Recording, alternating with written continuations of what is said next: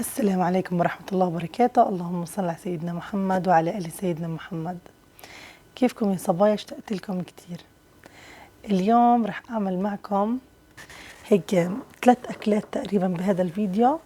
هدول الأكلات ما عملتهم معكم على القناة من قبل.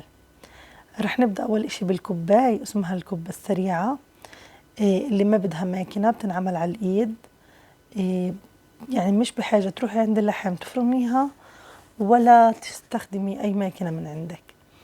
هون نقعنا البرغل، حطينا عليه مي مغلية. شايفين بعد شوي بتحسي يعني هيك أعطيها ربع ساعة بتحسي إنه البرغل شرب المي، فأنت بتحسي إنه البرغل بده كمان مي حسب نوع البرغل اللي عندك. فأنا مش هذا القوام اللي بدي إياه، ضفت له كمان مي مغلية عشان هذا البرغل أنا بدي يعني أعجنه على إيدي. فلازم يكون كثير طري، فبنحط عليه مي مغلية وبنغطيه عشان تستوي حبة البرغل. هون أنا قشرت 3 حبات بطاطا، قطعتهم مكعبات كبيرة. رح نسلقهم كتير كتير منيح، يعني تسلقيها منيح من أول ما تمسكيها دغري تحسي إنها دايبة، عشان زي ما قلت لكم رح نحطها مع البرغل ونعجنها بإيدنا. شايفين هون أنا عم برجيكم إنه كتير كتير هي مستوية. هلأ في كمان وصفات للكبة، بس أنا رح أورجيكم هاي الطريقة السهلة. هلأ رح نستنى تبرد البطاطا شوي عشان نقدر نعجن، فبتركها وبروح بسوي اللحمة المفرومة. أنا ما بحب أعمل جوا الكبة بصل، أحط فيها بصل. فأنا هون اللي حطيت زيت، بتقدر تحطي سمنة، بتقدر تحطي زيت زيتون، زيت ذرة، شو ما أنت بتحبي. سويت اللحمة المفرومة مع البهارات اللي أنا بحبها، فلفل أسود، حبهان، بهار مشكل وبهار لحمة. فرح أسويها كتير كتير منيح. هلأ أنا بحط فيها هاي الحشوة صنوبر. بنفع تحطي لوز، بنفع تحطي فيه، السوريين بحطوا جوز، هذا إشي يعني أنت بيرجع لك، بس يعني إحنا عندنا عادات وتقاليد بالبيت إنه الكبة جواها صنوبر. فهلأ شايفين كيف طريقة العجن؟ بنحط البطاطا على البرغل، وطبعا بكونوا دافيين لسه، بنعجنهم كتير كتير كتير منيح. هلأ البهارات اللي أنت بتحبيها بتحطيها. هون أنا حاطة معلقتين نشا عشان القرشة كمان، وحطيت شوية فلفل أسود، ال7 بهارات، وعجنتها كتير كتير منيح. هلا من كتر ما بتعجنيها بتصير عندك قوامها حلو مثل العجين، تقدر تشكليها بدون ما تخرب معك.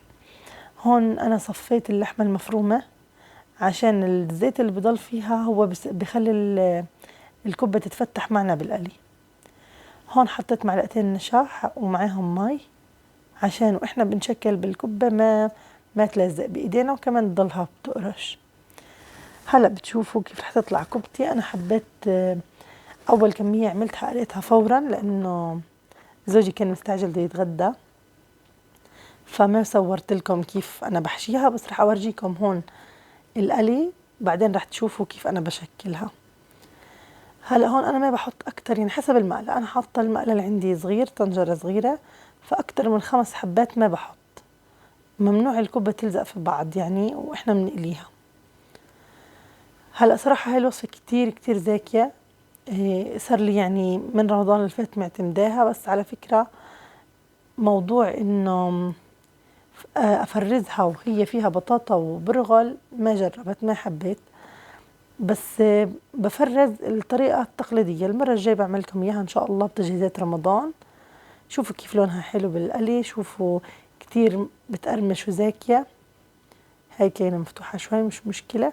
هلأ بتشوفوا كيف رح أشكلها. تشكيلها كتير سهل، في كتير ناس ما بيعرفوا شكل الكبة.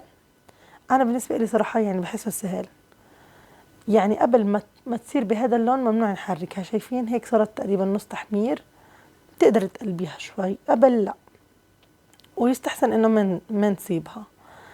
أنا بحب لونها أشقر. هلأ برجيكم كيف رح أفتحها وتشوفوا قرشتها ما أحلاها. مثل ما قلت لكم في كمان عندي طريقتين للكبة. في الطريقة التقليدية اللي بنحط في العجين لحمة مفرومة. إن شاء الله بتجهيزات رمضان رح أصور لكم إياها. هديك العجنة بفرزها عادي. هاي هون رح أورجيكم كيف طريقتي بحشي الكبة. بقطع تقريبا الدوائر هيك صغار أو كبار حسب أنت كيف بتحبي. بقطعهم هيك عشان أشوف إنه نفس القطعة ونفس الحجم. بتقدر تستخدم خيارة أو جزرة أو بإصبعك عادي، تعملي كأنك بتقوري كوسة، وبتكون معك العجينة طول ما هي العجينة ظابطة ما بتلزق بإيديكي، بتبلي إيديكي مي وبتحشيها بكل سهولة بتشكليها. شايفين هون كيف صارت؟ حطيت هي أنا مي ونشا. هلأ رح أشكلها. يعني أنا مجرد إنها تكون في إيدي هيك يعني لحالها بتصير معي شكل كبة. في ناس بتغلبوا من الشكل، في ناس بيعملوها زي حبة الفلافل الطويلة، في ناس بيعملوها شكل دمعة، بس سبحان الله هي شكلها الأساسي مثل ما أنا عاملاها هلأ. شايفين كيف طلعت حلوة ومرتبة؟ رح أعمل معكم كذا مرة عشان تشوفوا الطريقة، كذا حبة يعني.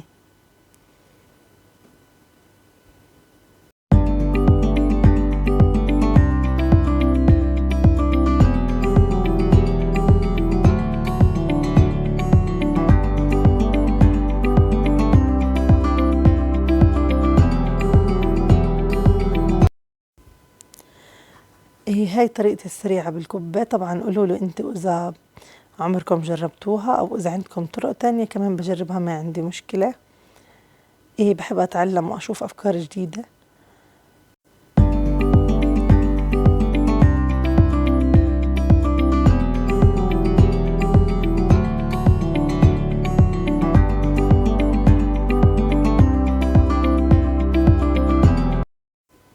هلا هي الكبة تعتبر من المقبلات جنب الأكل، بس صراحة يعني أنا برمضان بعملها جنب كمان أكلة، بس بالأيام العادية بحبوها زوجي وولادي، مثلا إذا شافوها رح ياكلوها هي وما يقربع إيش تاني. يعني أنا بهذا اليوم كنت عاملة جنبها شوربة وسلطة، يعني بس كانت هي الوجبة الرئيسية.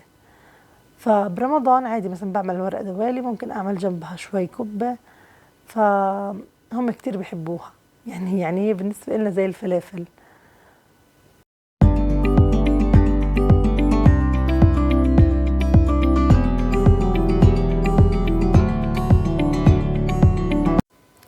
شايفين يعني أنا بالنسبة لي عن جد تشكيلها كتير سهل، يعني ما بتغلب فيها. يعني أكتر إشي بحبه بالكبة هو تشكيلها والحشي تبعها.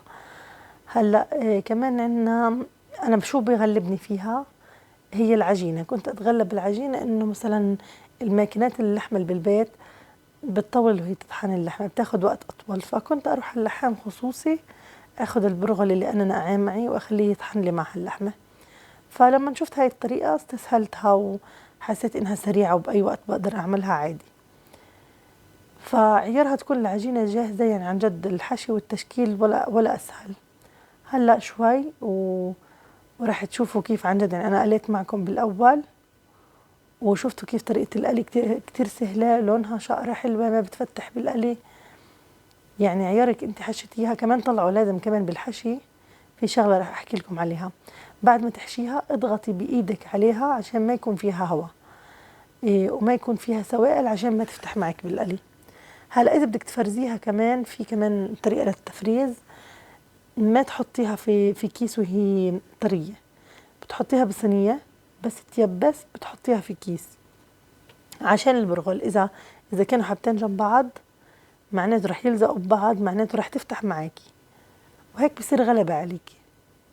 وأنا إذا جيتي إلي صراحة يعني قد أنا بفرز أشياء وبحكي لكم عن التفريز، بس صراحة يعني هاي الكبة ما بتتفرز وقت طويل كتير، مش لأنها بتخرب لا، يعني أنا بحبها طازة صراحة. بس إذا بتحبوا يعني قبل رمضان لرمضان عادي ما في مشكلة.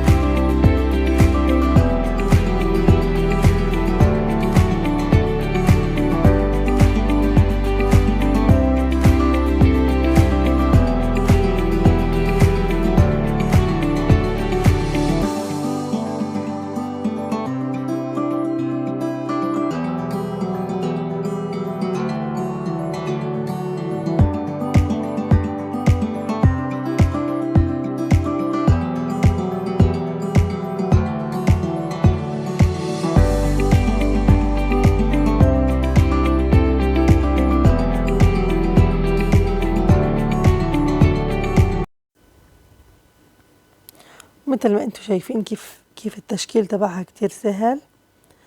وانا ورجيتكم بالاول وانا بقلي، رجعت ورجيتكم كمان مرة عشان بدي افتحها معكم وتشوفوا قرشتها وكيف حشوتها. مثل ما قلت لكم في ناس بتحط بالحشوة بصل، صراحة انا ما بحب تكون طعم اللحمة صافي وفيها نوع من انواع المكسرات زي صنوبر او لوز او اللي بتحبوه. هي شوفوا كيف بنفتحها، تكون حشوتها مليانة عشان ما يدخل فيها زيت وهواء.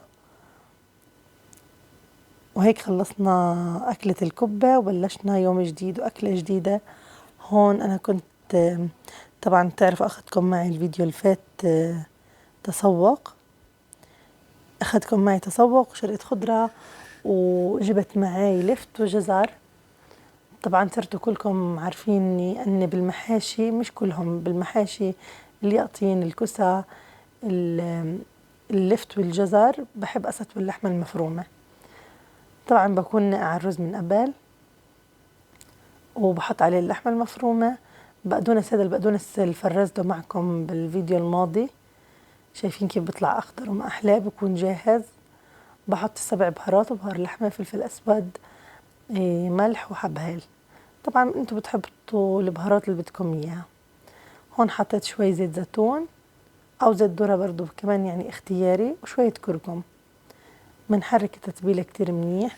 طبعا أنا مكترة هاي التتبيلة، عملت كوسة محشي وكمان خليت الحشوة تزيد عشان أعمل اللفت والجزر. ما صورت الكوسة معكم لأني صورت لكم إياه كذا مرة على القناة، فحبيت أورجيكم طريقتي باللفت والجزر.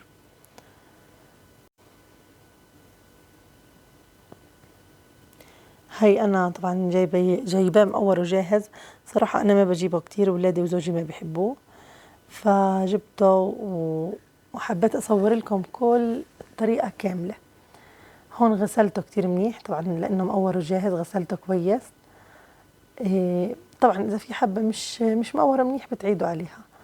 حشيته بالحشوة تبعتي، لازم ينقلع عشان جلدته كتير قاسية هو، والجزر نفس الشي لازم ينقلع عشان يستوي. هيك بتخلوا لونه أشقر حلو. بتحطوه بالطنجرة. هلا بالنسبة للمرقة تبعته، هاي الحشوة اللي بتكون فيه اللي بنقورها، اللفت بنحطه مع شوية زيت زيتون أو زيت ذرة، بتقليهم على الغاز كتير منيح عشان نعمل اليخني أو المرقة بتاعتها. بنحط عليها معلقتين معجون طماطم وهذا تمر هندي، بنحطهم مع بعض، بنحط عليهم مي سخنة وبنديرهم على المحشي اللفت. وهي هيك بعد ما صار جاهز، شوفوا ما أحلاه، طعمه كتير كتير زاكي. بتمنى تجربوه وتقولوا لي رأيكم. ما رح اقول لكم اني معدله وقورته وهي الحركات، لا. انا يعني صراحه ولا مره قورته على ايدي، انا ما بجيبه كتير، يمكن هي تاني مره بشتريه، بس حبيت افرجيكم طريقتي بالطبخ. طبعا هذا اكله جديده ويوم جديد. هاي اكله المفتول. انا جربته، هو المفتول الفلسطيني بنعمل زي له هي المرقه وبنحط جنبه، فأنا حبيت أعمله مقلوبة مثل المقلوبة الفلسطينية بس هو مفتول. حطيت عليه قلات الدجاج كتير منيح، حطيت عليه معجون البندورة، ورق غار، حب هال، فلفل أسود، وحطيت عليه حبة بندورة وحبة بصل وورق غار. سلقته بهاي البهارات، وبعدين رحت أجهز المقالي اللي هم زهر، بتنجان، وبطاطا. وهون حطيت حمص مسلوق، هذا هو المفتول الفلسطيني بالقمح الكامل، مش طحين أبيض. هون بنقلي الحمص بشوية زيت زيتون، بعدين رح نضيف عليه المفتول. أنا حطيت عليه بهارات المقلوبة وملح. هلأ بتعرفوا كيف المقلوبة الفلسطينية صارت أشهر من النار على العلم. بتحطوا الدجاج بقاع الطنجرة، بعدين بنصفط الخضرة، بعدين رح نحط المفتول والحمص آخر إشي. هي أنا بلشت هون أصفت معكم الدجاج، ورح نحط، أنا بعمل زي كأنه 3 زوايا، زاوية بتنجان، زاوية زهر، زاوية بطاطا، عشان كل حدا شو بحب بياخد. طعمه كتير زاكي. أنا صراحة ما كنت أطبخ المفتول أبدا، ما كنت أحبه يعني، مش كتير بستلطفه يعني، فلما شفت هاي الوصفة عند ناس ودقتها وأعجبتني، هاي تاني أو ثالث مرة بسويها، فبتمنى إنه تجربوها، عن جد كتير طعمها مميز وزاكي. وأنا حطيت بالمرقة كمان قرن فلفل بحرق قطعته، بيعطي هيك لسعة خفيفة وكتير زاكية. بتمنى تجربوه وتقولوا لي رأيكم. هيك حطينا المفتول بالحمص والمرقة، وهيك وصلنا لنهاية فيديو اليوم. بتمنى يكون أعجبكم وحبيتوه.